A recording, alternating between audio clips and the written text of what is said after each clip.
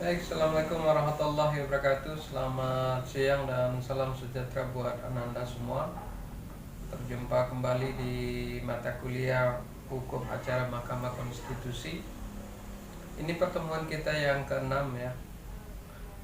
Untuk pertemuan yang keenam ini kita bahas tentang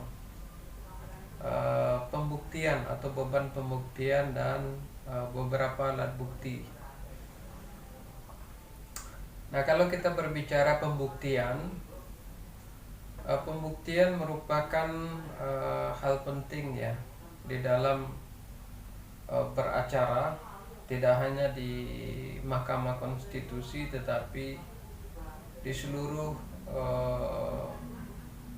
lembaga kekuasaan kehakiman yang lain ya, termasuk di Mahkamah Agung kita katakan.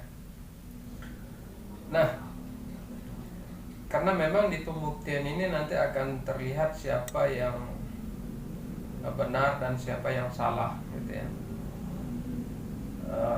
Dan tentu kita katakan para pihak, terutama kalau kita lihat beracara di Mahkamah Konstitusi, pemohon tentu harus mampu menyajikan berbagai alat bukti ya, dalam proses persidangan sebagai upaya pembuktian bahwa berbagai retorika yang disampaikan di dalam permohonan itu betul-betul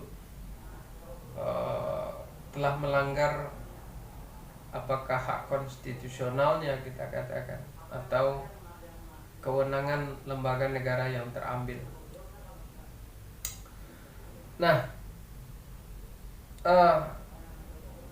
jadi beban pembuktian kalau kita lihat dalam hukum beracara di Mahkamah Konstitusi itu sejatinya terletak di hakim Mahkamah Konstitusi ya, kita katakan.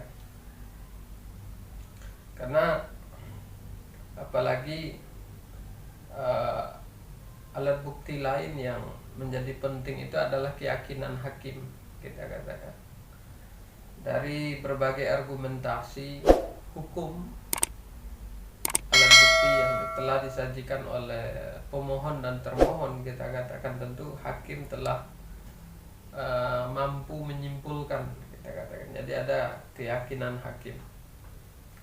Nah, di dalam hukum acara Mahkamah Konstitusi, di mana hakim MK itu dalam menjalankan kewenangannya itu dalam proses pembuktian itu bersifat bebas, gitu ya, bersifat bebas, gitu kita katakan. Nah, itu konteks daripada beban pembuktian. Nah, pembuktian itu apa gitu? Pembuktian itu adalah penyajian alat bukti sebagai usaha bentuk untuk meyakinkan pihak tertentu. Nah, pihak tertentu di sini adalah hakim, gitu ya. Siapa yang harus mampu meyakinkan? Ya para pihak, kita katakan pemohon atau termohon. Jadi tidak melulu bahwa setiap pemohon itu permohonannya akan dikabulkan. Bisa jadi membalik, di mana hakim MK mengabulkan seluruh permohonan termohon, gitu ya. Artinya hakim nanti di dalam keputusannya menyatakan menolak seluruhnya permohonan pemohon, gitu ya, dan mengabulkan seluruhnya retorika hukum daripada termohon, gitu. Nah, ini yang harus kita lihat. Jadi pembuktian adalah penyajian berbagai alat bukti, baik itu oleh pemohon ataupun termohon, bagaimana mampu meyakinkan hakim ya atas suatu perkara, dalam konteks tentu berkaitan dengan kewenangan daripada Mahkamah Konstitusi.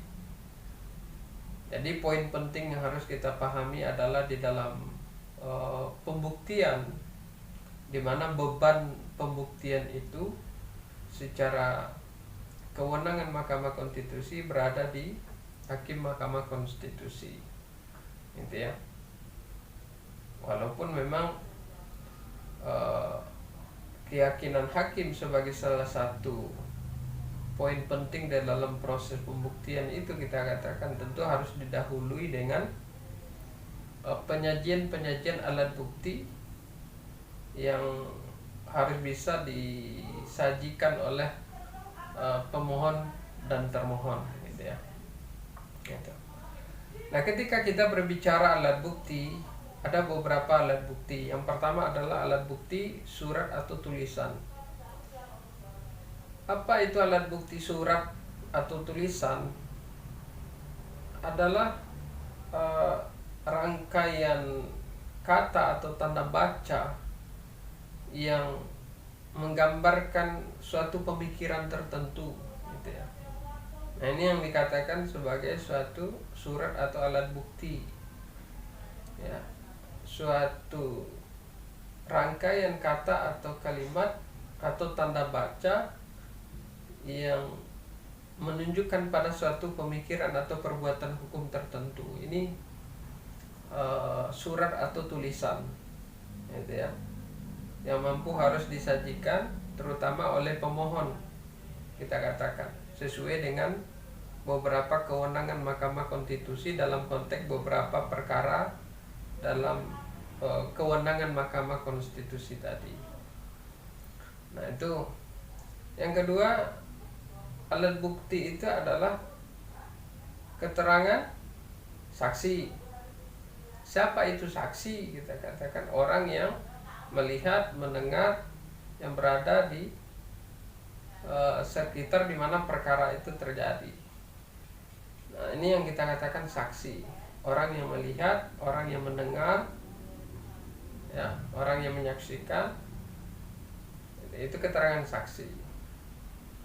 Ya, tentu saksinya tidak satu, ya, harus beberapa orang saksi, karena kita ada asas hukum, ya, satu saksi bukanlah saksi. Jadi harus pemohon dan termohon harus mampu menghadirkan beberapa saksi. Kalau kita baca undang-undang Mahkamah Konstitusi, kita katakan setiap orang ketika dipanggil oleh Mahkamah Konstitusi, ya, 3 hari sebelum persidangan itu diselenggarakan, surat pemanggilan itu sudah harus diterima, gitu ya. Dan itu yang menjadi dasar di mana seseorang itu wajib hadir. Nah, itu yang dimaksud dengan keterangan saksi. Ada lagi keterangan ahli. Jadi ahli ini siapa? Adalah seseorang yang memiliki keilmuan atau kemampuan untuk menjelaskan sesuatu hal atau perkara hukum tertentu. Nah, ini maksud dengan ahli. Memang kalau kita di Indonesia kriteria ahli itu tidak ada, gitu ya. Tapi memang ahli ini kebanyakan dihadirkan berasal dari kalangan akademik, ya, dari berasal perguruan tinggi. Ini maksud dengan keterangan ahli.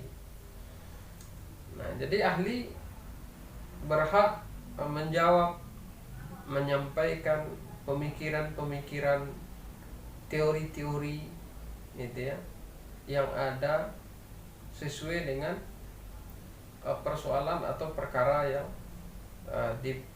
diperkarakan ke Mahkamah Konstitusi sesuai dengan beberapa kewenangan yang ada di Mahkamah Konstitusi, gitu ya. Nah, ada lagi yang dimaksud dengan keterangan para pihak. Keterangan para pihak itu tentu adalah pemohon dan termohon. Ada lagi petunjuk. Petunjuk itu adalah alat bukti lain yang bersumber dari alat bukti yang bersumber dari alat bukti lainnya. Nah, itu yang dimaksud dengan petunjuk.